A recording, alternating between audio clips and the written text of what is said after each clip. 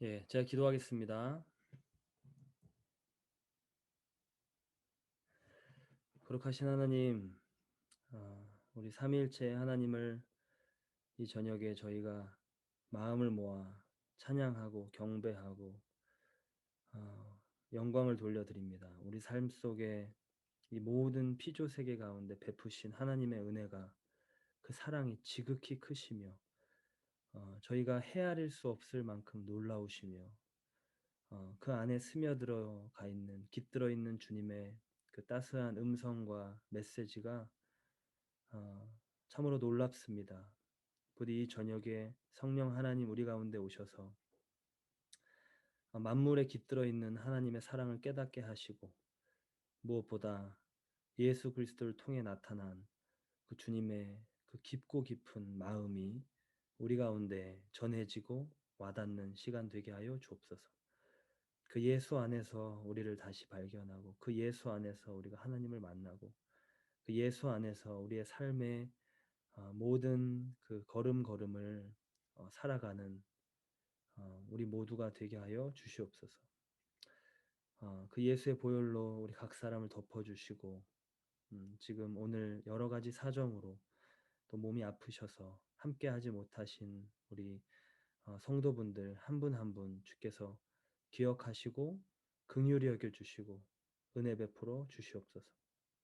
저희가 함께 공부할 때 무엇보다 우리의 영적인 지각도 열리고 또 우리의 지적인 주께서 주시는 지혜와 통찰들이 부어져서 하나님을 깊이 묵상하고 또 깨닫고 그 가운데 그냥 아는 것에 머무르는 것이 아니라 하나님을 찬양하고 영광 돌리는 그 복된 예배의 자리까지 우리를 인도하여 주옵소서.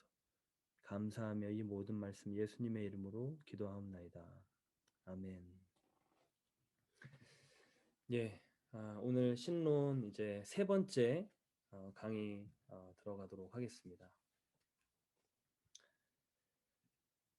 예, 우리 지난 이제 두 주간의 리뷰를 잠깐 해드리면 신론의 핵심 질문, 하나님이 누구신가? 하나님을 어떻게 알 수 있는가?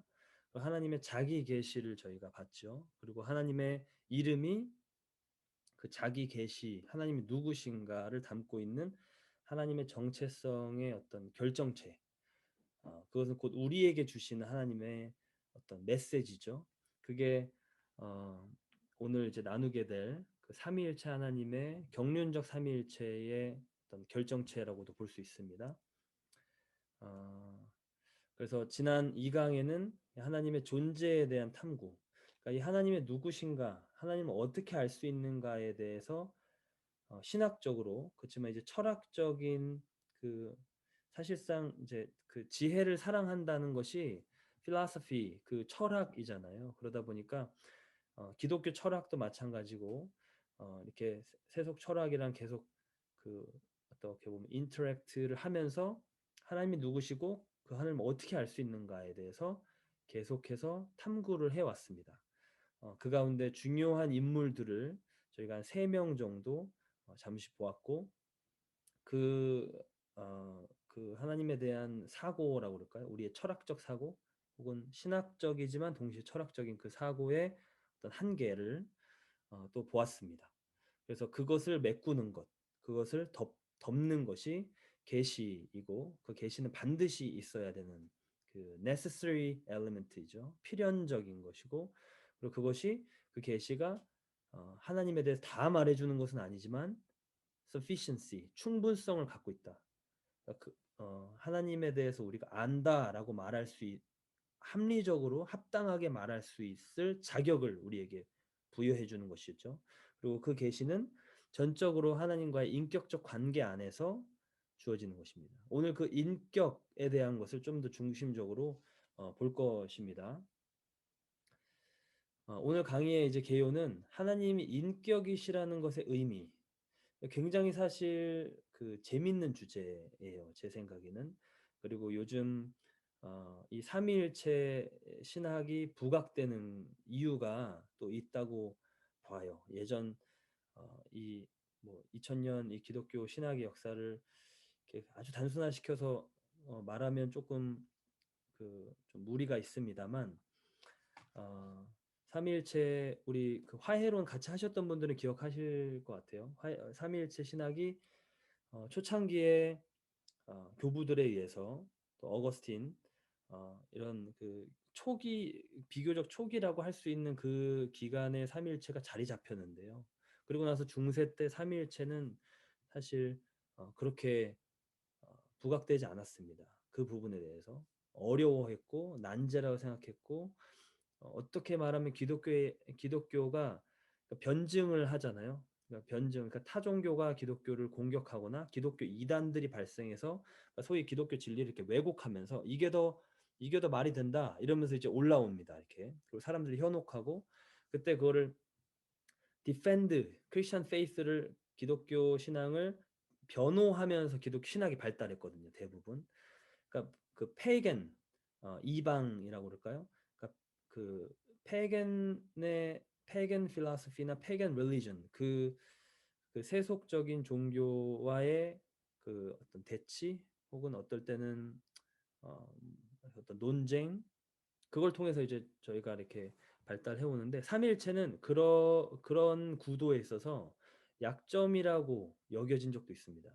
왜냐하면 변호를 잘 할 수 없으니까 말이 안 된다 이렇게 이제 보았던 거죠. 근데 이 삼위일체 신학의 소위 르네상스를 저희가 경험하고 있다고 봐도 과언이 아닙니다. 20세기 이후부터 이 삼위일체에 집중하기 시작했고 삼위일체 안에 굉장히 중요하고 지금 우리의 이 현실에 아주 적용이 되는 굉장히 많은 소위 보화와 같은 내용들을 거기서 끌어낼 수 있다라는 것을 신학자들이 깨달았고 지금은 거의 웬만한 신학의 모든 분야의 삼위일체를 다 연결시켜서 말을 하려고 합니다. 그래서 그 지금 그런 트렌드도 그렇지만 이 하나님이 인격이시라는 것, 그러니까 소위 요즘 뭐 인격적 관계, 저 사람은 참 인격적이다 이렇게 말하는 것도 우리가 기독교 안으로 가져와서 이제 볼 때 삼위일체랑 연결시킬 수 있습니다. 왜냐하면 그 인격이라는 개념의 그 오리진이 그 근원이 삼위일체에서 찾을 수 있기 때문에 그래서 그 인격 안에 이제 나타나는 하나님의 계시 우리 지지난 주에 바로 지난 강의 2강에서 끝에 보았던 인격적 관계 안에서 믿음을 통해 하나님이 자기를 계시하시는 것 이게 결국은 이제 그 2강의 결론이었는데요. 그것을 바탕으로 이제 오늘 들어오는 것이죠. 예수 그리스도 안에 계시된 하나님. 예수 그리스도는 우리와 인격적 관계를 맺으시겠다는 하나님의 의지의 확증입니다. 예수님의 또 다른 이름, 임마누엘, 하나님이 우리와 함께 계신다. 그 내용이 그 인격적 관계를 말을 하는 것이죠. 그래서 제가 우리 강의 실라버스에서도 말했듯이 영생은 곧 하나님과 그의 보내신 독생자 우리 유일하신 아들 예수 그리스도를 아는 것이다. 라고 한 그 내용이 그 구원이라는 것이 결국 알을 말하는 거고 그 알은 철저하게 인격적인 제임스 패커가 말하는 여행자와 같은 알물, 경험적 지식을 말하. 경험이 그냥 단순히 그냥 해보는 이런 차원이 아니라 지정의를 다 포함하는 인격적인 걸 말하는 거죠. 그러니까 예수 그리스도 안에 계시는 하나님은 인격 안에 나타난 하나님 자기 계시라고 볼 수 있는 것입니다. 그래서 이 예수 그리스도 한 인물이라고 말할 수도 있고 역사의 한 포인트라고도 얘기할 수 있습니다. 그래서 이 예수 그리스도라는 이 하나님의 그 신론에서 제가 첫 그 강의에 이렇게 하나님의 그림과 인간의 그림이 천지창조 그림 손을 맞닿고 있는 이 포인트가 마치 예수 그리스도와 같다라고 했는데 지난 2강에 보았던 형이상학적인 추상적인 내용들 그리고 접근 불가능한 신의 개념을 다 부정하는 겁니다. 그 가능성을 부정하는 겁니다. 그리고 하나님으로부터 시작된 구체적이고 역사적이고 접근 가능한 액세서블한 그 하나님의 자기 계시의 긍정이다. 이제 조금 말이 좀 어려운데요. 그러니까 인간으로부터 하나님을 찾아서 생각해내서 만들어가는 그것에 대해서 하나님이 그거 아니고 내가 너희에게 임마누엘 한다. 아주 구체적으로 추상적인 어떤 원리로 하나님 임하신 것이 아니라 아주 구체적으로 1세기 팔레스타인 지역의 사람으로 태어나 역사적인 그 순간에 예수님 그때 한번 태어나신 거예요. 그렇죠? 이 땅 가운데. 그리고 예수님은 회개하라 천국이 가까이 왔다. 가까이 온 하나님의 나라입니다. 우리에게 접근 가능한 가까이 오신 지금 도래하신 하나님의 나라인 거죠. 그러니까 already와 not yet 그 이미 하나님의 나라 도래했고 not yet 아직 완성되지 않은 그 사이에 우리가 살고 있지만 하나님의 나라가 예수 그리스도 이전의 시기와 같이 말라기의 시대 혹은 그 이후에 400년의 그 공백기와 같이 액세스가 안 되는 시기가 아닌 거죠. 예수 그리스도가 오심으로 말미암아 하나님의 나라는 가까이 왔다라는 것이 선포되는 겁니다. 그러니까 이 모든 것에 어, 이 모든 그 성격을 가지고 하나님이 인간에게 스스로를 나타내시는 그 계시의 클라이막스, 그 culmination, 그 절정인 겁니다. 완성판으로 예수 그리스도를 이해할 수 있는 것입니다. 그래서 이게 오늘 강의의 이제 개요이고요. 용어 정리를 잠시 이제 하고 넘어가면 우리 화해론 때는 이걸 1강에서 한번 했었는데 삼위일체 다른 내용들은 이제 다 사실 그때그때 설명을 해드리거나 아니면 익숙하실 거예요. 근데 이 삼위일체라는 말은 익숙하지만 삼위일체 앞에 이제 형용사가 두 가지가 붙는다는 것은 조금 익숙하지 않으실 수 있습니다. 삼위일체가 이제 두 가지가 있습니다. 다른 삼위일체를 말하는 것은 아닙니다. 첫 번째는 이제 내재적 삼위일체라고 말해요. Immanent Trinity, 뭐 혹은 Essential Trinity. 그러니까 이것은 하나님 우리가 흔히 생각하기 하나님 자체를 말하는 겁니다. 그러니까 하나님 트리니티가 관계성, 인격적 관계성을 담지하고 있는 이야기다 보니까 Immanent Trinity라는 것은 삼위일체 하나님이 서로가 서로를 아시는 그 자기 계시, 자기 이해. 그러니까 삼위일체 하나님 안에서 누리는 그 관계성을 말하는 겁니다. 그러니까 그 하나님은 존재하신다. 근데 하나님은 관계로 존재하신다. 이렇게 표현할 수 있습니다. 그러니까 영원부터 영원 전까지 아버지와 아들과 성령으로 영원 전에 아들은 비같은 되셨고 아버지로부터 나오셨고 성령은 아버지와 아들로부터 나오셨습니다. 그러니까 영원 전부터 영원까지 우리가 생각할 수 있는 시간의 개념 넘는 거죠. 이거를 이제 또 저희가 신론 강의 때 시간을 초월하신 하나님에 대해서 좀 보겠지만 그 시간을 초월하신 상태로 아버지와 아들과 성령으로 존재하시는 겁니다. 그 관계 안에서 완전한 그 안에 그 서로가 서로를 완전히 그 알고 서로가 서로에게 온전히 이해되고 받아들여지고 또 자기를 내어주는 그러니까 자족함의 단계에 이루시면서 사랑의 충만함 가운데 스스로 야훼라는 이름처럼 스스로 존재하시는 거죠. 이게 그 주된 삼위일체 하나님의 실제다 이렇게 말할 수 있습니다. 예, 조금 생소하셔도 같이 한번 이렇게 쭉 진행하다 보면 대충 이해하실 수 있습니다. 그러니까 이렇게 표현하면 돼요.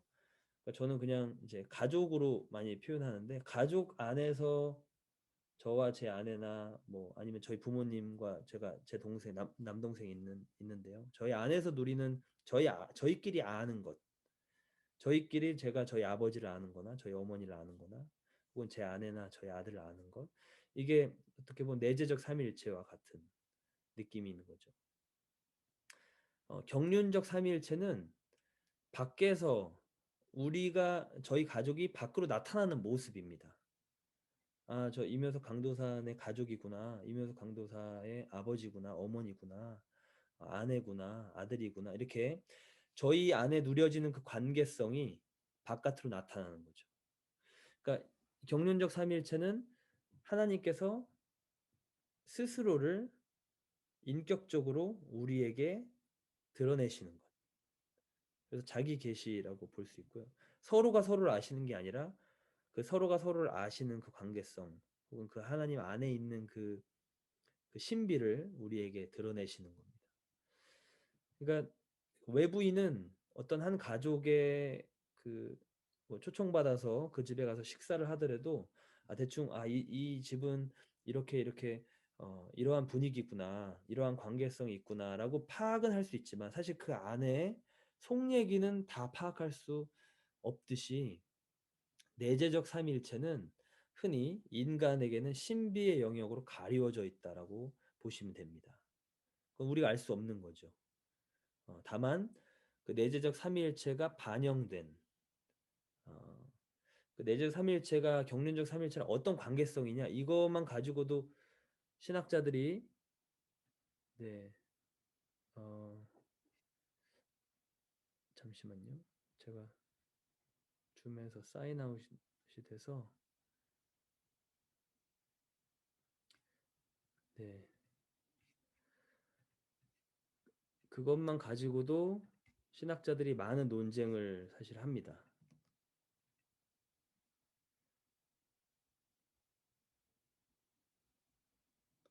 네,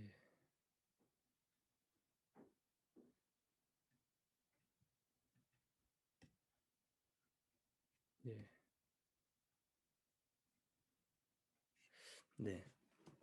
어, 아무튼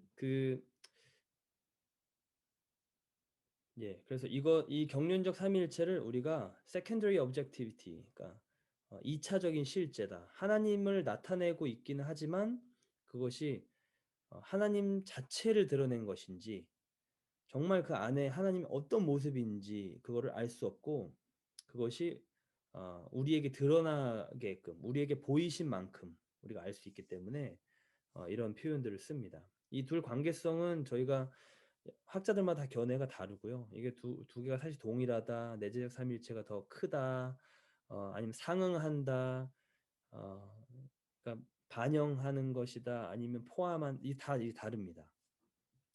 그래서 사실은 그 답이 나올 수 없는 문제이고, 저희가 뭐 천국에 간다고 한들 알 수 있을까 싶을 정도의 그 하나님의 스스로를 아시는 것은 우리가 범접할 수 없는 영광이죠, 사실. 그래서 이 두 가지를 구분하는 이제 또 이유가 있고요. 우리에게 그 faith seeking understanding이라는 믿음을 가지고 이해를 추구하는 이 신앙에서 이걸 구분함으로써 우리가 하나님에 대해서 좀 더 이렇게 잘 정리할 수 있는 그런 이점이 있습니다. 용어 정리는 네, 이 정도로 하겠고요. 그러니까 하나님이 인격이시라는 것의 의미, 인격. 그러니까 저도 개인적으로 처음 이제 인격적이시다, 하나님 인격적이셔라고 말할 때 인격은 사람 인자 아닌가 이런 생각이 바로 듭니다. 사실 많은 분들이 그러실 거예요. 그러니까 이 인격이라는 말, 영어로도 이제 그 person 이렇게 쓰는데 어, 이게 사람과 같은 레벨로 하나님을 끌어내리는 것 같으니까 이제 반대하는 학자들이 예전엔 더러 있었습니다. 근데 이거를 그 아까 말씀드린 내재적 삼위일체, 경륜적 삼위일체와 같은 구도로 보실 수도 있을 것 같아요. 그러니까 하나님은 신격으로 표현하고 우리는 인격으로 표현하면 좋긴 하겠지만 하나님이 그 신격이라고 표현하면서 인격이랑 아예 이제 다른 용어를 쓰면서 우리에게 잘 이해가 되지 않는 부분들이나 같이 연결이 안 되는 부분들이 생길 수 있거든요. 그러니까 인격이라고 하나님을 표현하는 것은 우리가 내가 다른 인격체, 사람인 다른 인격체와 관계를 맺는 것과 본질적으로 다르지 않은 방식으로 하나님과 관계를 맺을 수 있다는 것을 말합니다. 근데 신격이면 뭐 소위 토속 신앙이나 아니면 뭐 이신론이든 뭐 범신론이든 다른 방식으로 하나님과 접근해야 된다고 생각할 수 있거든요. 이것은 인격이라는 말 자체에 너무 큰 비중을 두기보다는 그 안에 있는 의미를 이제 끄집어내고 이거를 에널로지 비유로 유비로 쓰는 것이기 때문에 그것의 이제 한계는 우리가 그냥 인정만 하면 할 수 있다. 이걸 충분히 이 인격이라는 단어가 갖고 있는 그 어떤 의미를 저희가 잘 선용할 수 있다라는 제 생각을 하게 됩니다. 그래서 하나님께서 사람과 관계를 맺으실 수 있는 분이시라는 거. 그러니까 이신론은 아닌 거예요. 창조는 해놓고 그냥 하나님 신은 신대로 개입을 안 하는, 그러니까 피조물은 피조물대로 알아서 전혀 그 디바인 소위 인터벤션이 없는 그런 하나님이 아니라는 것이죠. 어, 그러니까 우리와 관계를 맺으실 수 있는 능력뿐만 아니라 그러고자 하시는 의지가 있으신 하나님. 그럴 때 하나님이 인격이시다 이런 표현을 합니다. 그 고든 루이스라는 이제 분이 이런 말을 쓰셨는데 제가 영어는 좀 작게 적었고요. 한국어로 의역을 했는데 이렇게 표현을 합니다. 하나님의 인격에 관해서 계속 의문이 있어 왔다. 이 의문은 인격이라는 단어를 인간에게 활용하기 때문이었다. 인간의 인격은 다른 사람이나 세상과 관계를 맺음에 있어서 한계를 가지고 있다. 한 사람이 된다는 것은 여러 개인들 가운데 존재하는 한 개인이 된다는 말이다. 이 모든 것은 하나님을 향한 잘못된 의인화를 경계하게끔 한다. 성경적으로 말하자면 하나님의 인격이 인간의 인격보다 우선하며 그렇기에 인간의 인격을 신형론적으로 이해하는 것이 좋다. 어, 예를 들면 하나님의 무한한 신적 인격의 유한한 닮은 모형이라고 이해하는 것이죠. 그러니까 하나님의 인간 초월적인 인격에 대한 신비에도 불구하고 성경은 우리의 상호 관계를 맺도록 자신을 내어주시는 우리와 상호 관계를 맺도록 자신을 내어주시는 진정한 인격으로 하나님을 묘사한다.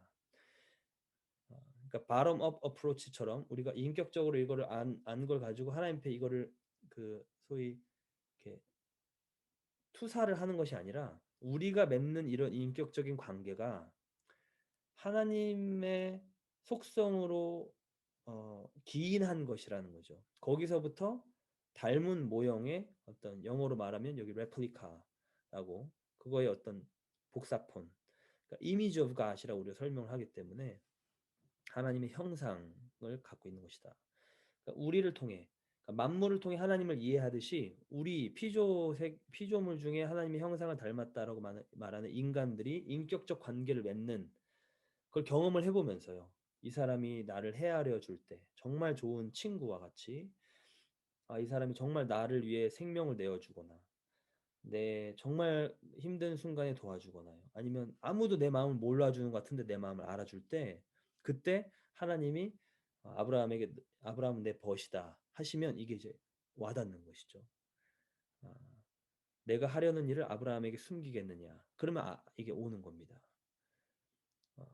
그러니까 이게 이제 인격 우리가 갖고 있는 경험한 인격이라는 내용 자체가 이거를 절대치로 놓고 하나님을 생각해 보는 것이 아니라 이 내용이 애당초 창조하신 분이 하나님이시니까 삼위일체 안에서 그 누리시는 인격적 관계 그분이 인격으로 존재하시는 분이시고 인격적 관계 안에서 존재하시는 분이시니까 그 속성대로 who he is, 어, who he is를 가지고 what he has done을 하셨구나. 우리에게 그런 창조를 하셨구나라고 결론을 내릴 수 있는 거죠. 그러니까 우리의 인격을 신형론적으로 이해하는 것이 옳다. 하나님이 먼저시니까요. 하나님 우선이시니까 이렇게 보면 인격이라는 말에 어떻게 보면 좀 더 명확한 우리가 사용을 좀 이렇게 정의를 해볼 수 있을 것 같습니다. 그래서 영어로 인격이라는 말, 이게 인격이란 저희가 쓰는 이 단어는 뭐 한국어지만 사실 한자에서 기인한 거지만 영어로 person 할 때 이 페르소나 이거는 어, 원래는 이제 연극 언어라고 많이 알려져 있어요. 어, 가면이라고 말하죠. 비치는 모습. 어떤 사람과 그 사람이 말을 하고 행동을 하고 이 사람이 이런 캐릭터가 있구나. 이런 성격, 사람의 성격, 격이 있구나. 어떤 개성이라고 지금 적혀져 있는 이 캐릭터가 이 페르소나랑 같이 붙어 있는 단어죠. 그러니까 이거를 가지고 신학자들이 그 하나님의 인격을 설명하기 시작한 겁니다. 그러니까 이거는 이제 계속 비교를 할 수 있는 좋은 대상은 마치 그 뉴에이지, 요즘 이제 뉴에이지에 나오는 그 지구가 만물이, 우주가 어머니다, 신이다, 이러한, 그러니까 소위 범신론적이든 만유재신론이든 혹은 아니면 아까 말씀드린 신은 신대로 있고 이 땅을 만들어 놓고 개입하지 않는다, 이런 이신론적인 개념이든 이것과는 정반대되는 내용을 계속 기독교 사상가들은 말한 겁니다. 하나님은 어, 소위 성격이 있으시다는 거죠. 그러니까 그분이 선호하시는 게 있는 겁니다. 이 선을 악보다 선호하시는 거예요. 단순히 선호하시는 게 아니죠. 사실 정도로는 악을 미워하시고 의를 기뻐하시는 거예요. 그러니까 그분이 갖고 있는 기준이 있고 의지가 있고 특성이 있으신 거예요. 그 말과 행동을 통해서 드러나시는. 그래서 그것이 인격 안에 나타나는 부분이고, 선지자들을 통해서, 말씀을 통해서 계속해서 하나님이 어떤 분이신지 그게 나타나는 거죠. 그래서 그거를 이제 소위 인격, 그러니까 지정의, 그러니까 소위 self-consciousness, 자의식이라고 하는데, 내가 누군지를 스스로 알면서 그 감정을 가지고 어떤 행동을 할 때 의지를 가진 개별적 실체, 이걸 이제 인격이라고 말할 수 있습니다. 그러니까 하나님이 이, 이 묘사와 크게 다르지 않으시다는 거예요. 인간이 이러한 존재인데 하나님이 그냥 어떤 우주의 원리가 아니시라는 거예요. 그리고 이것도 좋고 저것도 좋은 분이 아니시라는 거죠. 그냥 그 예수님이든 아니면 다른 인물이든 상관없이 그냥 다 하나님이시다, 이런 게 아니라는 거예요. 하나님은 어떠한 기준과 뜻을 가지고 의지를 가지고 이 땅에 말과 말씀과 그분의 행동을 통해서 본인을 드러내 보이신 그런 인격적인 하나님이다. 그러니까 인격이라고 말하면 보통 이제 어떤 사람이 인격적이다라고 말하는 것은 그 사람이 성품이 좋다, 성격이 좋다, 이런 식으로 이제 우리는 이해가 됩니다만, 뭐 그것도 사실 맞는 말이죠. 그러니까 왜냐하면 나를 인격으로 대해준다라는 거거든요. 그 사람이 결국 나를 어떤 소모품이나 물건이나 그냥 이렇게 노동을 시킬 그런 존재로 보는 게 아니라 나라는 존재를 그 사람으로 인격으로 대해서 같이 상호 그 인격적 관계를 맺는다. 이 사람 진짜 인격적이다, 이렇게 말하는 건데, 그와 같은 내용이 있지만 동시에 그것은 뭘 전제로 하고 있냐면 지금 말씀드린 지정의를 가지고 개별적 실체로서 말과 행동에 그 뜻한 바가 나타나는 존재라는 겁니다. 네. 그래서 이 내용들을 이제 저희가 좀 같이 종합해 보면,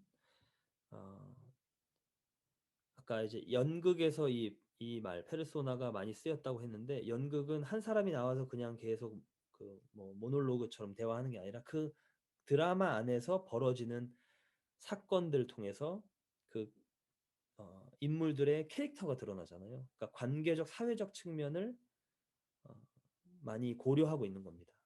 그래서 하나님이 인격적이시라, 그러니까 이 person이라는 말을 이제 하나님 앞에 하나님께 하나님을 그 알아가는, 하나님을 묘사하는데 쓸 때는 지금 이 인용한 우리가 다른 사람들과 관계 맺는 것과 유사한 방식으로 신적인 차원이지만 여전히 인격적 차원이라고 말할 수 있는 그 차원으로 우리와 친밀한 관계를 맺으실 수 있는 하나님이다라는 겁니다. 그러니까 흔히 우리 교회에서 쓰는 말로 하나님을 만날 수 있다는 얘기입니다. 하나님은 우리를 만나시는 분이시다. 하나님은 우리를 만나고자 하시는 그 의지가 있으신 분이시다 라는 거죠. 그러니까 이것이 이제 인격이신 하나님이 라는 말이 담고 있는 여러 의미들입니다. 그래서 지금 계속 말씀드린 대로 비인격적인 하나님이 아니시라는 것, 그것은 무슨 의미냐면 하나님 막연하지 않다는 것. 추상적인 신적 존재, 그냥 단순히 나무나 뭐 산이나 막연하게 그냥 뭔가 좀 신령한데 뭐 신성한데 좀 특이한 돌이 있으면 그걸 섬기는 이런 어떤 그 원시적인 토속 신앙 이런 것 이런 부류가 아니라는 겁니다. 그러니까 형이상학적인 논의 이거를 좀 더 고차원적으로 인간의 철학적 사고만 봤을 때도 철학적 사고를 막 해서 하나님을 다 그냥 만날 수 있는 어떤 그, 그 어떤 마스터 플랜이 없는 거예요. 물론 그거를 그렇게 나아간다는 것 자체가 하나님에 대한 어떤 호기심이든 하나님 만나고 싶은 마음이든 그 가운데 하나님 만나 주실 수도 있지만요. 인격적으로 그것이 아까 처음에 말씀드린 필연적인 조건이며 충분적인 조건이 아니라는 겁니다. 형이상학적인 논, 철학적으로 내가 하나님에 대해 생각하는 것이 충분한 것이 아니라는 겁니다. 그러니까 비인격적인 원리나 수학 공식 같으면 그렇게 해서 찾아낼 수도 있을지도 몰라요. 뛰어난 사람이라면. 인격적인 하나님이시라면 사람들이 하나님을 그렇게 향해서 올 때에 하나님이 뜻하신 바, 하나님의 마음에 합한 자들을 그 관계가 다 다르게 만나신다는 거죠. 물론 그 안에 어떤 공통된 부분이 있습니다. 일관된 부분이 있습니다. 예수 그리스도가 주시라는 것, 예수 그리스도 구원자시라는 것, 하나님은 천지를 창조 이런 하나님의 그 절대성은 모든 하나님 만난 사람들이 다 공유하는 바이고 그것이 어떤 소위 우리가 한 영이다. 주 안에서 한 몸이다. 한 영을 성령은 하나시다. 이렇게 말할 때 표현하는 부분이지만 어, 그냥 막 중구난방으로 본인의 원하는 대로 막 다 가가지고 이렇게 여기선 산을 섬기고 여기 나무를 섬기고 여기 돌을 섬기는데 이게 그냥 다 막연하게 그냥 자연 세계가 다 신이야와 같은 그런 범신론적인 개념으로 하나님을 그 규정해 놓고 이게 같은 하나님이 성경이 말하는 하나님이라고 말할 수 없다는 겁니다. 아주 구체적이고 역사적이고 경험적인 지식으로 즉 인격적 관계 안에서 내가 하나님을 경험함으로 알게 된다. 그리고 피조 세계의 질서를 만들어 놓고 개입하지 않는 말씀드린 이신론적인 신이죠. 그런 신이 아니라는 겁니다. 그냥 방임하는 알아서 해라가 아니라 뜻이 있으신 거예요. 창조에도 뜻이 있고 구속에도 뜻이 있고 그 한순간 한순간 역사를 펼쳐나가시는 한 장 한 장마다 하나님의 뜻을 가지시고 결정을 내리시고 일을 하시고 간섭하시고 개입하시는 하나님. 우리 인격을 가진 인간이 그렇습니다. 그렇죠? 네. 그리고 피조물과 관계를 맺을 때도 어, 그러니까 어떻게 보면 그리스 로마 신화 생각하시면 될 것 같아요. 그냥 인간을 그냥 이렇게 소위 부려먹으려고 한다든지 인격적인 고려 아니 감정적으로 굉장히 즉흥적으로 그냥 자기 마음대로 그런 것이 아니라 어, 상호 인격적인 관계를 원하신다는 것. 그리고 그 말은 우리를 깊이 헤아리시는 그러한 하나님이시라는 것. 이게 이제 비인격적인 하나님이 아니시라는 것으로부터 우리가 끌어낼 수 있는 결론들입니다. 그러니까 인격적인 하나님이라고 말할 때 우리가 말씀할 수 있는 논할 수 있는 내용들이 이와 같습니다. 네, 그래서 오늘 강의 이제 핵심은 인격이신 하나님을 생각할 때 핵심이 되는 교리 말씀드린 것처럼 이제 삼위일체인데요. 삼위일체 안에 그 인격적 관계로 꽉 차 있기 때문에 서로가 서로를 알고 서로가 서로를 위해 내어주고 서로가 서로를 용납하고 이것이 그러니까 소위 우리가 관계 관계 안에서 누릴 수 있는 그 최대치의 기쁨을 생각하시면 됩니다. 그렇게 비유를 하면 될 것 같아요. 우리가 사람이 잘 산다, 어떤 한 사람이 잘 산다라는 것은 사실 뭐 돈이 많고 재물이 많고 편리하게 이렇게 건강하게 이런 것보다도 사이가 좋다라는 의미가 그 안에 가장 많다라고 제가 알고 있는데 내가 우리 가족 안에서 배우자와 혹은 저희 부모님이나 자녀들과 사이가 좋을 때 누려지는 그 행복감. 그게 나라는 인격이 말살됐을 때 그 행복감 절대 오지 않죠.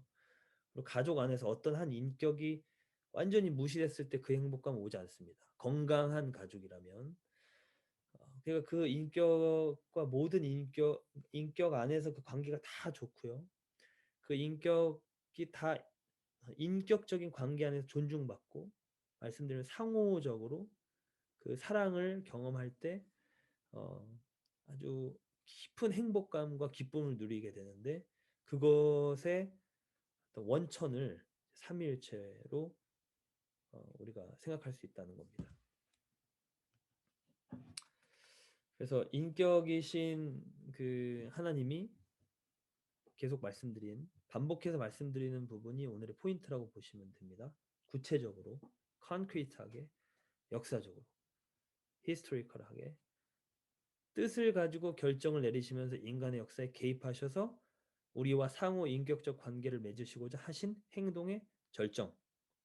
그러니까 하나님이 인격이시라는 것을 그 내용을 쫙 짜가지고 한 가지 내용을 딱 끌어내면 그것이 바로 예수 그리스도라는 겁니다. 지금 앞서 말씀드린 삼위일체, 이 삼위일체 경륜적 삼위일체의 그 인간사 개입, 경륜적 삼위일체를 통해서 나타내고자 하시는 그 계시의 결정체가 예수 그리스도거든요. 그러니까 하나님 삼위일체 하나님은 예수 그리스도 안에서 계시된 것입니다. 그러니까 앞에 이 삼위일체 내용을 봐도 그렇고 두 번째 구체적이고 역사적으로 어, 뭐 그냥 그러니까 늘 있는 어떤 그런 어떤 원리나 막연한 생각이 아니라 정확하게 하나님은 이 땅 가운데 포인트를 하나 딱 집으신 겁니다. 네. 그 뜻이 있으신 거고 결정을 내리신 거예요. 그렇게 인간 사이에 개입하신 겁니다. 어, 그리고 그것의 목적은 임마누엘, 우리와 함께 하시고자. 함께 하신다는 것은 깊은 인격적 그 서로가 서로를 아는 것. 그러니까 아브라함과 하나님이 아셨듯이 다윗과 아셨듯이 아브라함과 다윗의 자손 예수 그리스도를 통해서 모든 우리 죄 백성들로 하여금 그리스도 안에서 하나님 안에 속한 자가 되게 하시려고 그 소위 삼위일체 하나님의 완전한 사랑 가운데 거한다 이렇게 표현할 수 있습니다. 삼위일체 하나님의 완전한 사랑, 삼위일체 하나님의 영원한 사랑 가운데 거한다. 예수 그리스도로 말미암아 그 성령을 통해서 이 모든 일은 아버지의 뜻 가운데 벌어지는 것이고 그러니까 이게 이제 그 경륜적 삼위일체가 아주 조화롭게 한 마음이 되셔서 우리에게 역사하신 바입니다. 그리고 그 정점은 예수 그리스도 그분의 성육신과 그리고 죽으심 그리고 부활 그리고 승천까지도 그리스도를 통해 나타난 그 경륜적 삼위일체 하나님 역사. 그래서 예수님께서 세례를 받으실 때 생각해 보면 하늘이 열리면서 음성이 내립니다. 그죠? 이는 내 사랑하는 아들이요 내 기뻐하는 자라. 그리고 성령이 비둘기와 같이 임하십니다. 세례 요한의 증언에 의하면 성령이 내리셔서 머무십니다. 그러니까 삼위일체 하나님이 성경 안에서 함께 나타난 어떤 사건이라고 우리가 흔히 이렇게 신학자들이 말을 하는데요.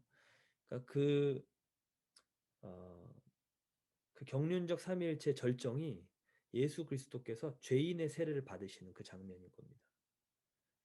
그러니까 즉 예수님께서 죽으시는 것 그리고 부활하시는 그 내용을 예표하고 있는 그 세례 요한을 통해서 그 길을 어, 주님의 길을 미리 예비하는 자로 그 죄인의 회개, 그 죄인의 세례, 그 회개의 세례를 베푸는 그러니까 메시아로서 이분이 마치 구약적 제사에서 모든 이스라엘의 죄를 다 끌고 제물에 안수하듯이 지금 예수님께서 공생애를 시작하실 때 내가 모든 인류를 위해 너희를 위해 어, 이 구속의 사역을 감당한다. 이때 이제 받으시는 이 세례. 나에게 세례를 주셔야 될 분이 왜 저한테 세례를 받으러 오십니까? 어, 네, 예수님 말씀하신 것처럼 그렇게 하는 것이 아버지의 뜻이고 그것이 선인 것이죠. 어, 허락을 해야 하는 겁니다. 그러니까 그것이 아버지의 지금 경륜적 삼위일체의 구속의 뜻인 거죠. 그래서 이게 인격이신 하나님을 통해서 우리가 알 수 있는 바입니다. 그래서 지난번 말씀드린 것처럼 저희가 형이상학적으로 논의하고 이렇게 막 얘기하는 그런 하나님 누구신가, 소위 자기 계시도 막 그 영지주의처럼요. 혹은 지금도 여전히 그런 아류들의 이단들이 있다고 봅니다. 그 계시를 본인이 받았다고 하는 거죠. 그러니까 그렇게 막 다 일어나는 그러니까 자기 계시만으로도 이게 컨크리트 폼으로 모여지기가 어렵습니다. 다원주의도 피하기 어려워요. 이게 여기는 이 사람들한테는 이렇게 계시하신 것이고 이 사람들한테는 이렇게 계시하신 것이다. 근데 그것이 어, 그, 그 다양성을 가지면서도 많은 사람들을 만나시고 인격적으로 하시는 그 다양성을 가지면서도 유니티를 가지는 이 조화가 정확한 이 완성작이 되려면 예수 그리스도라는 컨크리트하고 히스토리컬한 그 하나님의 임하심을 얘기를 해야 되는 겁니다. 이게 없으면 이제 밸런스가 안 맞는 것이고 신학적으로 오류가 생겨버리는 것이죠. 한쪽으로 치우치는 게 돼버리는 겁니다. 그래서 왜냐하면 그게 이제 단순히 밸런스 안 맞는다기보다 역행을 하는 꼴이 되는 거죠. 그러니까 이 예수 그리스도를 위해 나타내시고자 경륜적 삼일체 하나님이 이토록 오신 것인데 이거를 이제 역행하는 그런 내용이 되는 겁니다. 그래서 어, 오늘 이제 그 지금 말씀드린 두 가지 삼위일체와 하나님 인격이시라는 것의 의미의 절정은 예수님이다. 이 두 가지를 이제 보는 건데요. 그 내재적 삼위일체는 우리가 신격이라고도 제가 인격이라는 말에 오해가 없기 위해서 신격 혹은 인격적 관계 그 안에 있는 것을 이제 페리쿠레시스라고 이제 표현하는데요. 화해론 때 이제 1강 때 나눴던 부분이지만 짧게 좀 같이 리뷰를 좀 하고 넘어갔으면 좋겠습니다. 중요한 부분만 좀 명확하게 보고 넘어갔으면 좋겠는데요. 이거를 저희가 그 그림 언어로 보면 그 한국의 강강수월래처럼 손을 잡고 빙빙 돈다라고 보시면 됩니다. 서로가 서로를 받아들이는 것, 그러니까 상호 내주, 내주인 거죠. 그리고 상호 침투.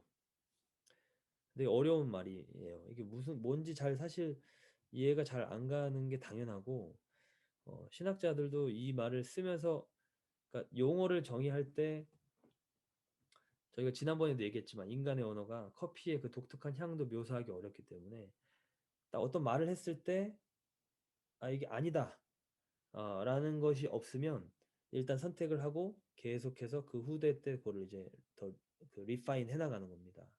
근데 이 페르코레시스라는 단어가 삼일체 하나님을 설명하기에 그동안 어, 역시 충분하지 않을 수 있지만 적합한 단어로 거의 유일한 그런 단어로 쓰인 것이죠. 그러니까 인간의 언어를 하나님이 제한을 두셨지만 동시에 그 의미를 서로 전달하고 이거를 딜리버리를 할 수 있도록 해놓으신 것 같아요. 하나님의 그 삼위일체 신비를 우리가 다 알 수 없지만 내비게이션처럼 대충 이런 의미구나 라고 우리가 파악할 수 있도록 그러니까 여기서 우리가 알 수 있는 것은 하나님 안에서 인격적으로 서로 관계 맺는 방식이 자신을 내어주고 상대방을 용납하는 인격적인 알매 관계다. 이걸 우리가 알 수 있는 것이죠. 네. 이렇게 될 때에 상호 내주, 상호 침투가 가능하거든요. 네. 그러니까 나라는 존재를 닫고 다른 사람과 단절을 하면 상호 내주, 상호 침투가 어렵죠. 받아들이는 겁니다. 그렇기 때문에 하나가 되는 것이죠. 네. 그래서 우리가 예수 그리스도와 서로를 알 때, 그러니까 내가 예수님을 알고 예수님이 나를 아실 때 내가 그리스도의 몸이 되는 거죠. 같이 한 몸. 이거는 주님으로 말미암아 다른 우리 형제 자매들과도 마찬가지죠. 어, 이 교회라는 것이 결국 삼위일체를 통해서 또 교회론을 끌어낼 수 있는 겁니다. 그래서 이 세 위격이 어, 독특한 개별성, 그러니까 그 위격을 유지하고 있습니다. 동시에 다른 위격의 그 삶에 참여한다라는 의미예요.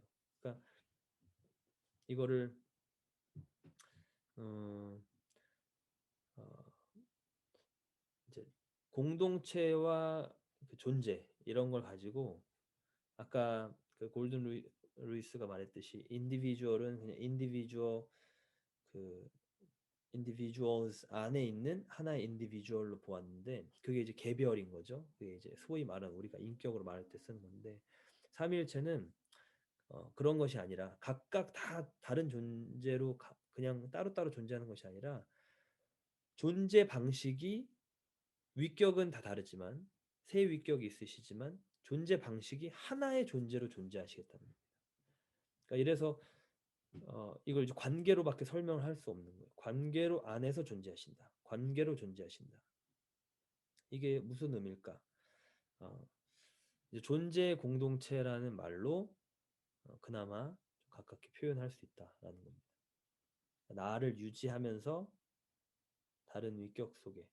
그러니까 사실 가족이라는 관계를 하나님이 만드신 것이잖아요. 우리가 흔히 가족과 교회를 그 두 공동체를 하나님이 만드신 것이다 하는데 그 두 가지가 다 사실 이런 삼위일체적인 삼위일체의 성격을 담고 있습니다.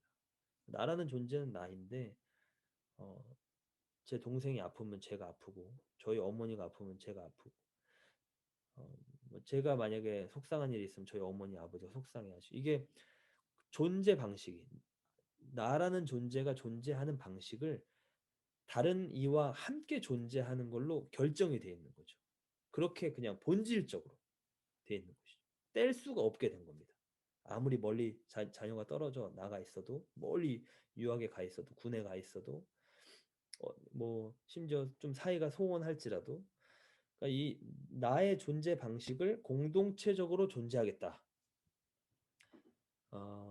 뭐 혼자 사는 분이 현대에 들어서 많이 있지만 어, 그냥 혼자 태어난 사람은 없잖아요. 다 이 공동체 안에서 우리가 존재하게 되었고 우리는 뭐 정도의 차이가 있을 수 있고 선호가 있을 수 있고 뭐 독신주의로 하실 수도 있고 뭐 여러 가지 우리가 존재 방식이 다 다르지만 정도의 차이가 있지만 그럼에도 존재의 공동체로 인간은 본질적으로 살아갑니다. 네. 아예 그냥 혼자 우주에서 떨어진 것처럼 이 땅에 와서 무인도에서 자기 혼자 평생 살다가 죽으면 모를까. 그러한 사람은 어, 없기 때문에 어떻게 해서든 엄마 아빠를 통해 태어나기 때문에 그런 것이죠. 그래서 그런 개념으로 우리가 좀 이해하면 좋을 것 같아요. 그리고 그 관계는 건강한 가족 관계가 보여주듯이 어떤 인격적 관계 안에서 그 공동체는 존재한다. 네, 그렇습니다. 이게 내재적 삼일체이고요. 네, 뒤에 조금 제가 좀 가리고 있는데 어, 그래서 이 그 말씀드린 것처럼 하나님의 그 자기 이해의 내용이 하나님 안에 있는 것 이걸 이제 내재 삼위일체라고 말하고 이것은 모든 온전한 사랑의 관계의 원형이고 말씀드린 가족이든 교회의 어떤 원천입니다. 네. 그리고 심지어 경륜적 삼위일체마저도 이 내재적 삼위일체에 근거해서 우리에게 오는 것이라고 하나님 안에 있는 사랑에 근거해서 우리를 향한 사랑으로 나타나시는 것이다. 이렇게 신학적으로 정리를 할 수 있습니다. 그래서 경륜적 삼일체는 우리가 흔히 생각하는 구원을 생각하시면 됩니다. 우리에게 임하시는 하나님, 우리에게 나타나시는 하나님, 우리에게 스스로 알리시는 하나님, 우리가 경험한 성부, 성자, 성령, 이분을 이제 경륜적 삼위일체 하나님이다. 셋이시지만 한 분이신 이 하나님, 우리가 이렇게 볼 수 있는데요.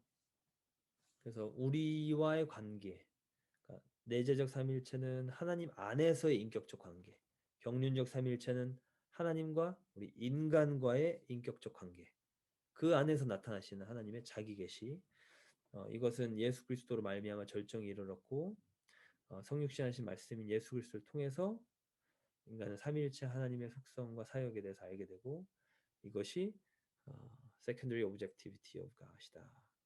경륜적 삼위일체다. 그래서 내재적 삼위일체를 직접 알 수 없고 경륜적 삼위일체를 통해서 간접적으로 알 수 있다. 그냥 흔히 생각해서 성령이 아니고서는 아버지의 뜻을 통달할 자 없죠. 그러니까 성령을 통해서 우리가 하나님을 알게 되는 것이죠. 성령님의 역사를 통해. 그 성령은 그리스도의 영이자 하나님의 영, 아버지의 영이십니다. 야훼의 영입니다. 야훼의 숨결이고 우리가 예수 그리스도를 통해서 아버지를 압니다. 예수 그리스도를 본 자는 아버지를 본 것입니다. 아들이 있는 자는 아버지가 있는 사람이 되는 겁니다. 아들을 스킵하고 아버지를 아는 사람은 없습니다. 예수님 전에 그 하나님을 알았던 모세나 아브라함 다 어떻게 된 건가요?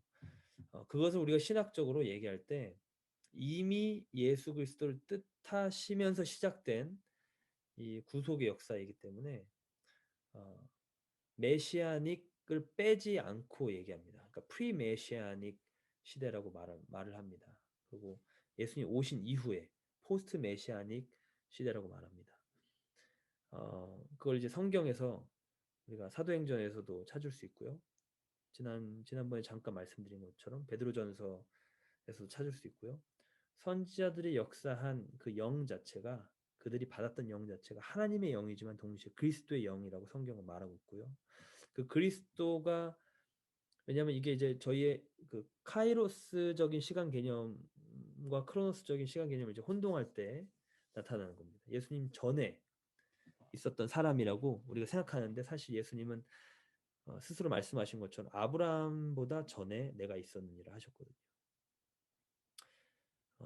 그러니까 이게 시간 이제 우리가 생각하는 이 물리적 시간계를 초월한 얘기를 하신 것이죠. 그래서 그 예수 그리스도를 그러니까 시간이 엄밀히 상관이 없는 겁니다. 초월해 계시기 때문에.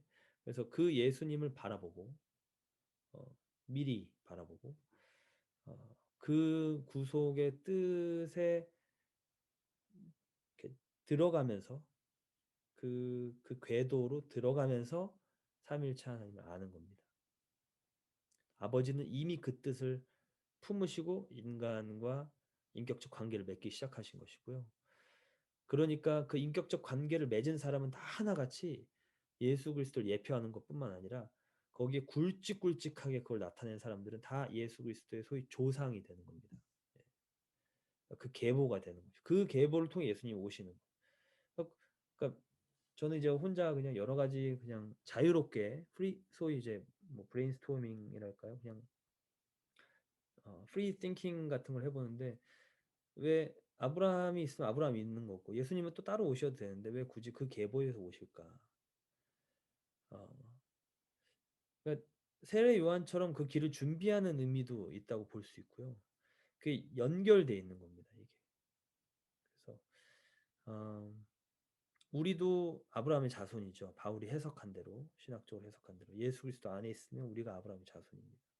그러니까 다 이게 다양하지만요. 심지어 지금은 뭐 21세기에 지금 5대양 6대주로 다 그리스도인들이 나눠져 있잖아요. 그때는 그나마 그 팔레스타인 지방에 이방인이라고 해도 그 지역에 그 바로 네이버링 하는 그 민족들이었고 이렇게 편입된다고 해도 그 옆에 애굽이든 메소포타미아든 이런데 지금은 완전히 다 펼쳐져 있잖아요. 근데 그럼에도 상관없이 이 안에 본질적으로 흐르는 그 영적인 DNA가 있는 것이죠. 네. 그러니까 경륜적 삼위일체를 통해서 나타나신 하나님의 그 구속의 계획은 철저하게 메시아적입니다. 프리든 포스트든. 그래서 그 전에 예수님 태어나시기 전에 있었던 사람들도 다 메시아적인 하나님의 뜻을 경험했다라고 볼 수 있습니다. 그래서 그 인간과 인격적인 관계를 맺으신 하나님, 이걸 이제 경륜적 삼위일체라고 말할 수 있죠. 우리가 철저히 인격이신 하나님께서 우리와 인격적 관계를 맺으신 하나님.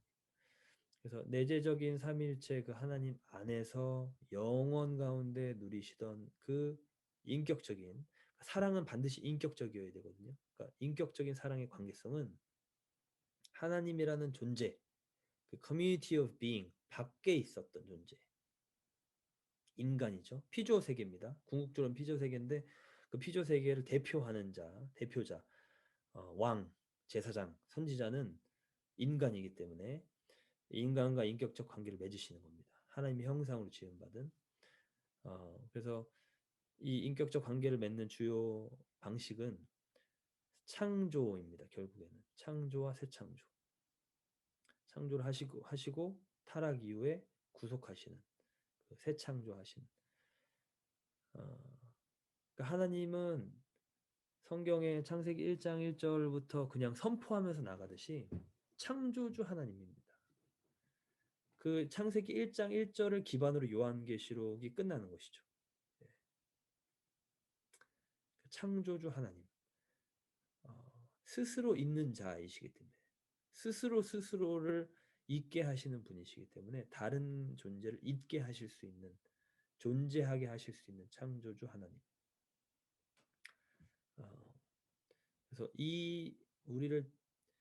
우리의 인격을 창조하시고 우리의 자유의지를 창조하시고 우리라는 존재를 창조하셔서 우리와 관계를 맺으시.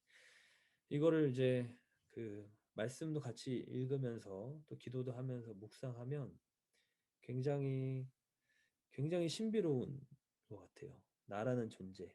그러니까 우리가 뭐 심리학에서 말하는 자의식, 이 정체성, 아이덴티티 이런 부분과도 연결시켜서 생각해 볼 수 있고요. 철학적인 거랑도 연결시켜서 생각해 볼 수 있고요.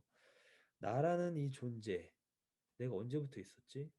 내가 언제부터 내가 나 자신을 인식하는 것도 되게 사실 신기한 것인데 이런 존재를 만드셔서 하나님을 인식하게 하시고 이러한 존재 나라는 이 그냥 이렇게 살아가는 생물이 아니라 인격적인 존재를 창조하셔서 하나님과 인격적 관계를 맺으시려고 하시는 이 모든 계획이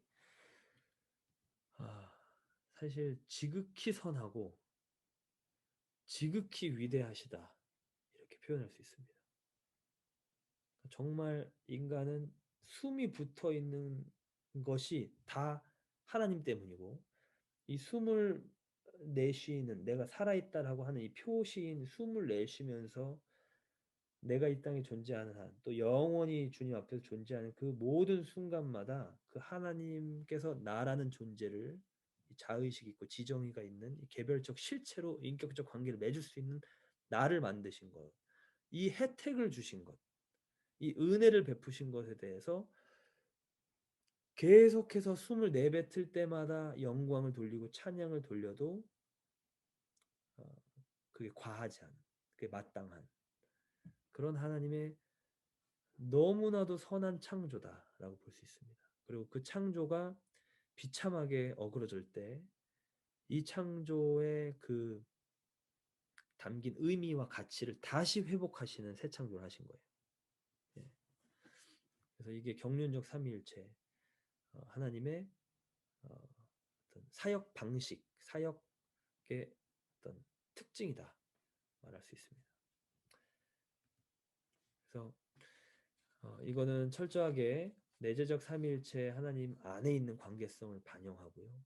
그것을 우리로 하여금 간접적으로 알 수 있게끔 해주시고 내가 인격적인 관계를 누군가에 맺었을 때 되게 기분이 좋게끔 우리를 만들어 놓으셨어요. 굉장히 행복감을 느끼게끔 만들어 놓으셨어요. 그 말은 하나님이 그러신 분이라는 거죠. 그러니까 하나님이 소위 성경에서 우리가 흔히 말하듯이 하나님 사람을 찾으시잖아요. 하나님이 하나님 마음을 알려고 하는 사람을 찾으시잖아요. 하나님을 경외하는 자를 찾으시잖아요. 하나님을 향해서 열심을 내는 자를 찾으시잖아요. 자기를 돌아보지 않고 하나님을 위해서 살려고 하는 사람들을 찾으시잖아요. 그것은 하나님이 그러신 존재인 거예요. 그 커뮤니티 오브 비잉 자체가 그런 인격적 관계를 가지고 아들은 철저하게 아버지만을 위해서 사는 거예요. 아버지께서 말하신 대로 아버지께서 보이신 대로 아버지의 뜻을 위해서 이 잔이 지나가기를 원하지만 그럼에도 내 뜻이 아니라 아버지의 뜻대로. 아버지는 성경 곳곳에 바울도 말하고 곳곳에 나오듯이 아들을 영화롭게 합니다. 철저하게 아들을 높입니다. 그러니까 변화산에서도 내 사랑하는 아들이다. 너희는 이의 말을 들으라. 그러니까 그 아들을 이 피조 세계의 모든 영광을 다 아들에게 아들을 그렇게 높이는 나를 영화롭게 할 것이라고 예수님께서 아버지께서 그 예수님을 영화롭게 하신다는 그 얘기를 요한복음에서도 말씀하시듯이 17장에서 말씀하시듯이 그런 거죠. 성령은 역시 어, 아버지와 아들의 영으로서 그 아들을 증거하는 영이시고 그 삼일체 하나님의 그 절정이 예수 그리스도이기 때문에 예수 그리스도를 증거하는 영이시고 예수 그리스도를 부인하면 성령이 아닌 겁니다. 적그리스도의 영인 겁니다. 그리고 예수 그리스도를 영화롭게 하는 예수 그리스도를 그 예수 그리스도께서 말하신 그 말을 생각나게 하시는 영. 그리고 동시에 고린도전서 2장에 나온 것처럼 아버지의 마음을 통달하시는 영. 아버지의 뜻. 사람을 향해서 품으신 그 계획을 알 자가 없지만 성령께서는 그것을 나타내 보이시는. 이러한 인격적 관계성. 그러니까 자기를 주장하면서 다른 사람을 이렇게 짓밟거나 닫거나 막는 그런 비인격적 관계성이 아니라 철저하게 서로를 위해서 존재하는 어떤 관계성. 그 관계성의 방식이 우리에게 경험될 때 우리가 너무 행복하고 기쁘고 감사하고 그 사람한테 고맙고 그 사람을 귀하게 생각하게 되고 그 사람을 축복하게 되고 이러한 일이 우리 마음속에서 자연스럽게 우리도 모르게 벌어지는 이유는 우리를 본인의 자신의 형상으로 만드신 하나님이 그러시다는 겁니다. 그렇게 지금 경륜적 삼위일체를 통해서 내재적 삼위일체에 대해서 간접적으로 우리가 생각해 본 겁니다. 물론 성경이라는 특별 계시가 지금 우리가 가지고 있지만요. 여전히 그것도 경륜적 삼위일체 안에 구속의 어떤 그 메시지이기 때문에 그렇게 생각할 수 있습니다. 그리고 그것은 상호 내주, 자신을 내어주고 상대를 받아들이는 사랑의 관계성이죠. 그래서 이 경륜적 삼일체에서는 예수님이라는 그 아들의 생명을 내어주고 우리라는 죄인의 생명을 얻으시는, 우리를 살리시는 이 삼위일체적인 인격적 사랑의 관계성이 그 안에 나타나 있는 것이죠. 그래서 하나님 인격이시다 말할 때는 삼위일체, 그리고 두 번째는 예수 그리스도 안에서 나타난 하나님의 자기 계시가 인격이시다. 이렇게 생각할 수 있습니다. 그래서 하나님의 인격, 앞서 우리가 얘기한 대로 우리와 상호, 그러니까 일방도 아니고요, 강압도 아니고요. 하나님은 하나님이시고 우리는 인간이라서 성경에 보면 하나님과 우리의 어떤 질적인 차이를 말하는 게 많이 있지만요. 하나님은 하늘에 계시고 우리는 땅에 있기 때문에 마땅히 말을 적게 해라.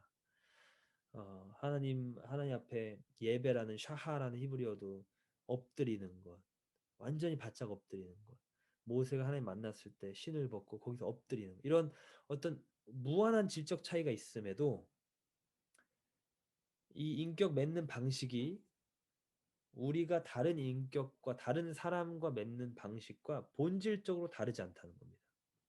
그 다르지 않다는 것은 인격적 알을 통해서 경험된다는 거죠. 그리고 그것은 인격이라는 것은 근본적으로 사랑을 말하는 것입니다. 상대방을 헤아리고 상대방을 받아들이고 나를 내어주는 것. 그러니까 사람이 친구를 위해 자기 목숨을 버리면 이에 더 큰 사랑이 없다. 너희가 내가 명한 대로 행하면 내 친구다. 이게 지금 인격적 알을 말하는 거예요. 그 사랑을 바탕으로 한 친밀한 관계 맺음. 다윗과 요나단처럼. 아브라함이 하나님 앞에 벗이라고 친구라고 그 말씀을 들은 것처럼 그걸 위해서 자신을 내어주시는 분이시다. 이게 삼위일체 안에 나타난 모습이고 예수 그리스도를 통해서 우리에게 나타나신 모습이다. 그러니까 이것을 하나님의 인격을 무시하면요, 어, 굉장히 큰 그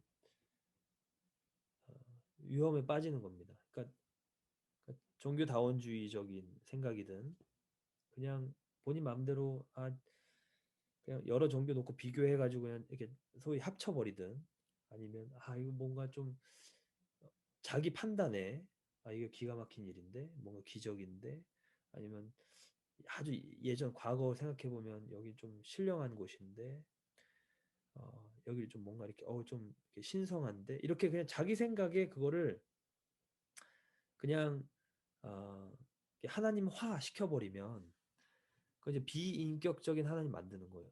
것이거든요. 그러니까 인격적으로 이 모든 것을 가지고 지금 우리에게 오신 하나님을 이렇게 다른 코스를 타는 것이죠. 네, 그걸 거부하는 것이죠.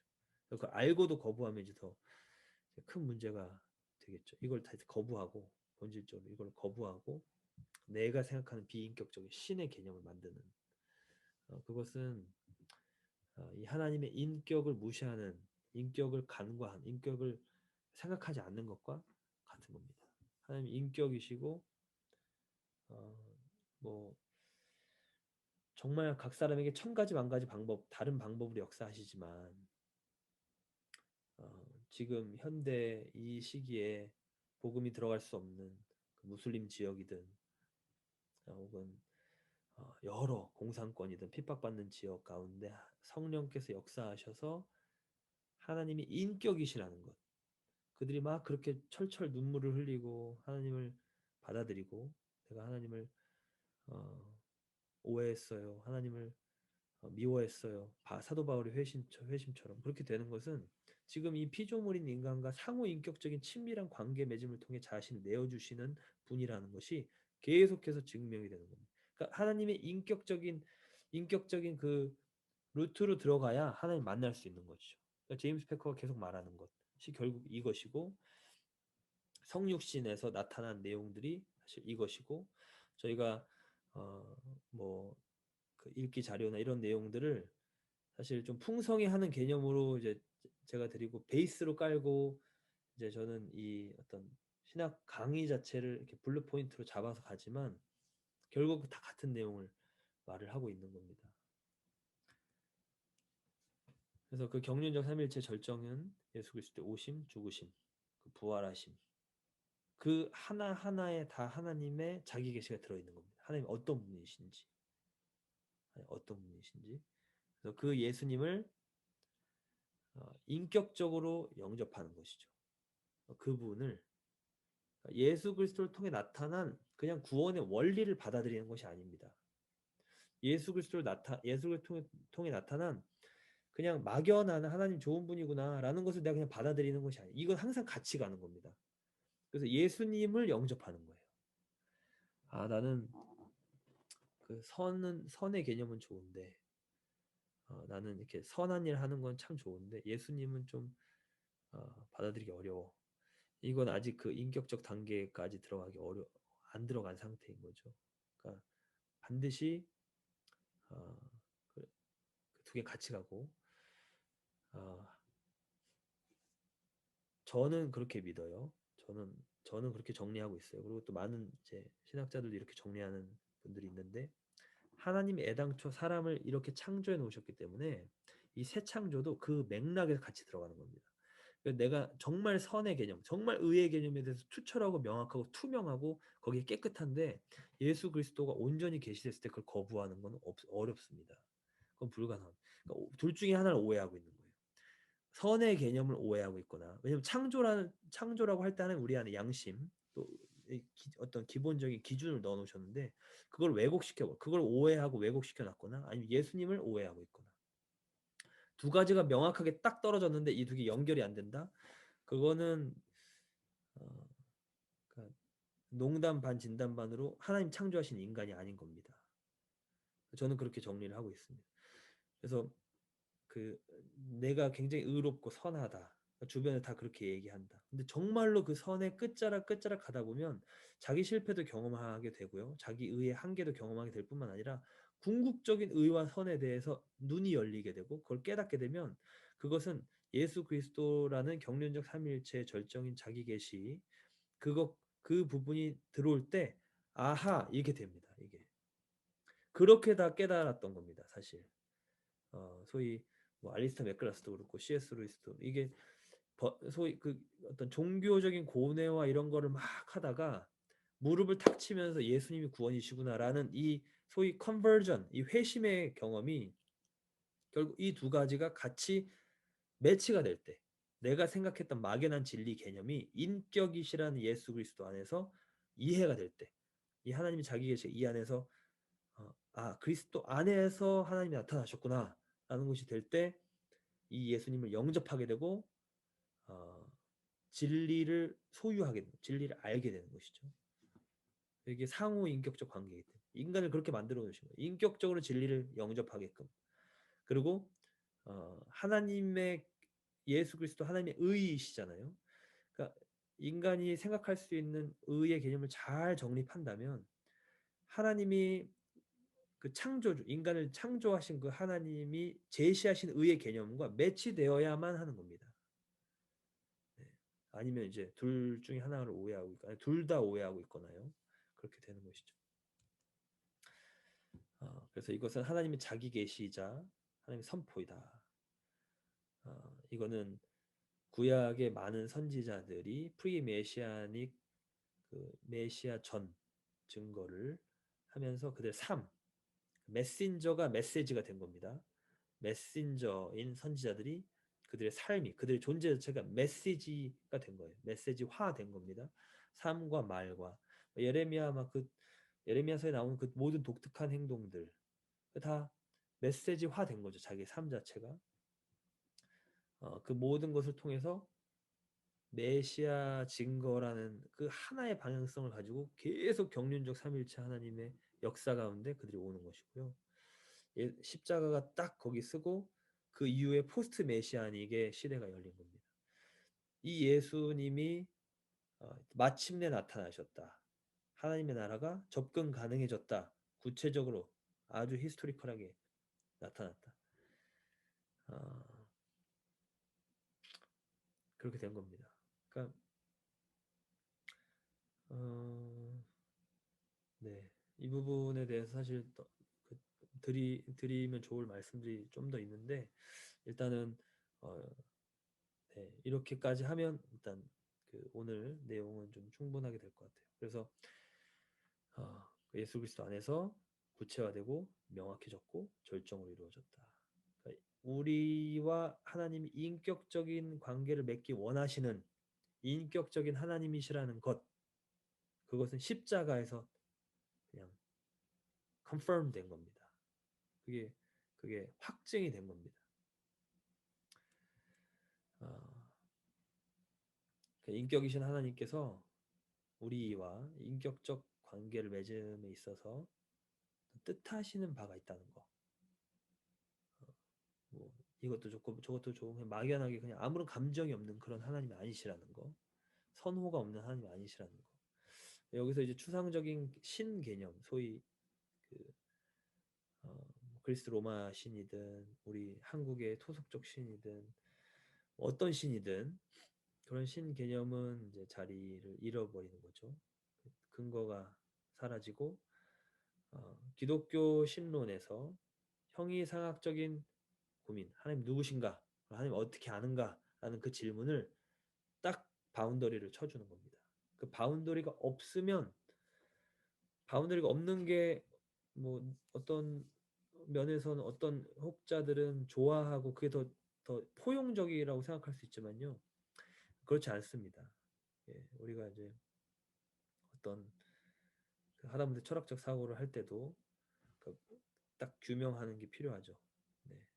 이게 갇혀 있는 것과 규명을 안 하는 건 아예 다른 얘기니까요. 네. 그래서 이 경륜적 삼위일체, 인격이신 하나님, 이걸 통해서 그 다음 단계로 아, 예수 그리스도 안에서 나타나는 하나님이라는 그 바운더리가 쳐지게 됩니다. 그리고 결국은 이게 그 우리가 처음 얘기했던 대로 경험적 지식이자 우리가 수영장에 이렇게 뛰어 들어가는 그런 체험이거든요. 하나님에 대해 안다는 것이. 그래서 예수 그리스도를 통해서 그 하나님을 아는 그 소위 그 안으로 들어가는 겁니다. 네.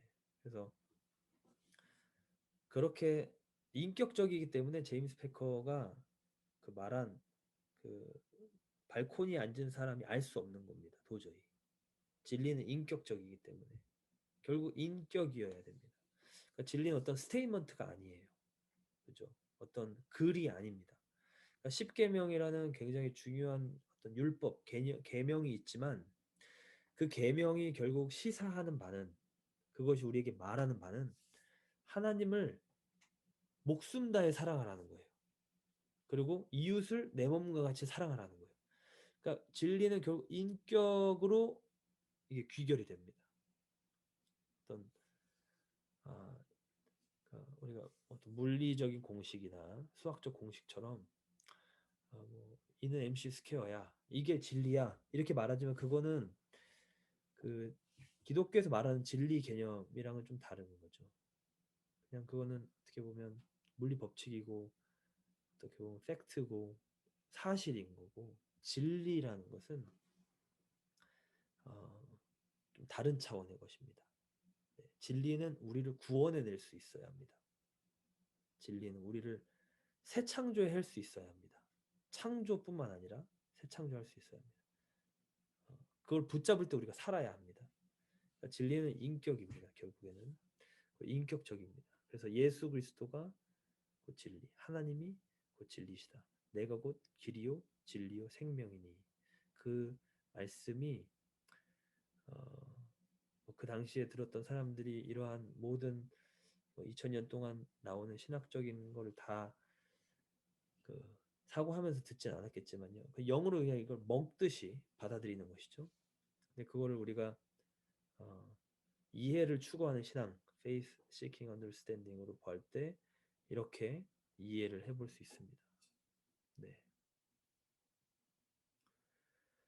그래서 제가 이번에는 그 조금 그 생각해볼 질문들을 한 몇 가지 좀 놨어요. 제가 이렇게 좀 적어봤는데 뭐 소그룹을 오늘 하는 건 아니고 그냥 제가 이런 내용들을 묵상할 때 드는 질문들, 어, 궁금증 같은 질문들이기도 하지만 이걸 조금 더 깊이 나한테 적용하기 위해서 생각해보는 그런 내용들입니다.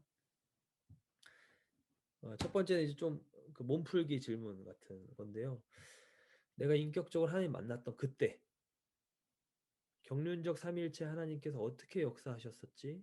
이런 생각을 해볼 필요가 있어요. 한번 그냥 그 정리도 할 겸 또 기억을 더듬어 보면서 이 하나님을 만났던 순간은 언제나 기억을 할 때 그 담고 있는 어떤 은혜가 있잖아요. 그러니까 내가 하나님 만났을 때 저 같은 경우도 어릴 때 생각했던 그 하나님의 이미지가 뭐 완전 근본적으로 바뀌진 않았습니다만 제가 혼자 그걸 생각해낸 게 아니라 교회에서 결국 들었기 때문에 모태신앙으로 근데 하나님을 딱 인격적으로 만났을 때는 계속 그 조금씩 다른 모습들을 하나님을 만나기도 했지만 어, 성경적으로 좋게 말하면 이제 성경적으로 딱 이렇게 그 정의된 그런 부분들이 있었습니다. 성부에 대해서 그리고 예수님에 대해서도 저는 예수님은 정말 그 지금 오늘 계속 말씀드린 이 인격과 관련돼서 계속 경험했던 것 같아요. 나를 아시는, 나에게 이렇게 손을 내미시는 예수님, 내 슬픔을 같이 슬퍼하시는 예수님, 뭐 이런 느낌으로 성령 하나님께서는 또 내가 하나님 인격적으로 만날 때 어떤 역사를 하셨나? 어, 우리가 이제 흔히 공유할 수 있는 그런 성령 체험, 성령 세례, 성령 충만 이런 내용들도 같이 생각해 볼 수 있습니다. 그때 이 하나님의 뜻이 막 명확해진다든지, 아, 아버지의 뜻이 내게 계시되는구나. 예수 그리스도께서 그 예수 그리스도의 임재가 강하게 된다든지, 예수 그리스도가 그러니까 근본적으로 예수님이 어떤 분이시구나라는 게 확 들어올 때, 성경을 통해 다 알던 내용이지만, 아, 왕이시구나. 근데 그 왕이신 예수께서 성령을 통해서 내게 이렇게 임프린트 되듯이 딱 각인이 될 때, 그때 성령께서 어떻게 역사하셨나? 아, 성령이 그것을 계시하셨구나. 이렇게 이제 경륜적 삼위일체적으로 생각을 한번 해볼 수 있습니다.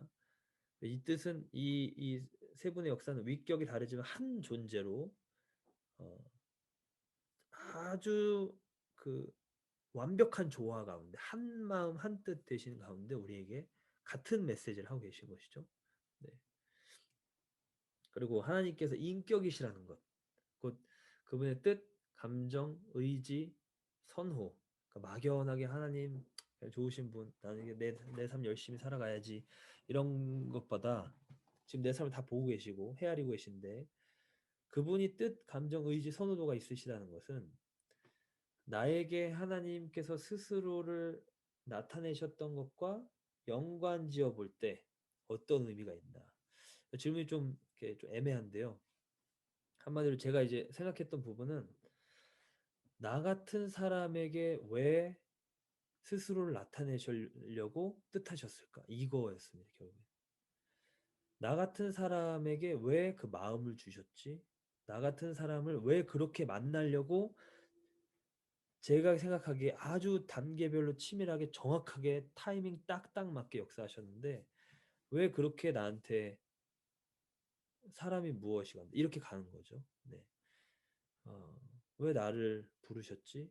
왜 나를 만나셨지? 하나님 인격이시라는 것, 뜻, 감정, 의지, 선호도가 있으시다는 이 의미가 나한테 나타나신 그 하나님을 기억해 볼 때 더 풍성해질 수 있다라는 생각이 듭니다. 그리고 진리가 추상적인 것이 아니라 인격이라는 것, 인격적이라는 것, 이것은 진리에 대한 나의 태도나 개념을 어떻게 새롭게 해줄 수 있는가? 내가 진리로 산다. 내가 진리를 따른다. 내가 진리를 붙잡고 산다. 이런 개념이 그냥 단순히 아, 예수님이 날 구원하신 분이야. 어, 예수님이 구원자야. 혹은 하나님을 잘 믿어야 돼. 이러한 그 나도 모르게 어떤 신앙적 원리로 나한테 다가오는지 그런 부분이 있었는지 아니면 진리가 인격이시라는 것은 나로 하여금 그 어, 잠언 8장에 말한 그 지혜 결국 예수님으로 우리가 예수님이 그 지혜가 의인화되어 있다라고 표현하죠. 그러니까 예수님을 예표한다고 말하는데 그 진리이신 예수님과의 관계를 생각하게 되는 거예요. 그분의 뜻, 감정, 의지, 선호도 그분의 어떤 어, 그 말씀 그러니까 그것에 대해서 내가 더 민감하게 어, 그냥 단순히 신앙 원리로 생각하고 이 신앙에서 복음에 합당하게 살아야지 복음에 합당하게 생활하라 했으니까 거기서 벗어나지 말아야지 라는 개념에서 더 올라가는 거죠. 그래서 주님과 교제하는 가운데 주님의 뜻, 감정, 의지, 선호도 이거를 헤아리고 그분과 인격적 관계 안에서 이 내 앞에 놓인 결정들을 이렇게 해나가려고 하는 그 진리에 대한 태도. 그게 진리를 얻은 사람인 거죠. 그게 지금 하나님을 아는 지식에서 계속 나오는 내용입니다. 네.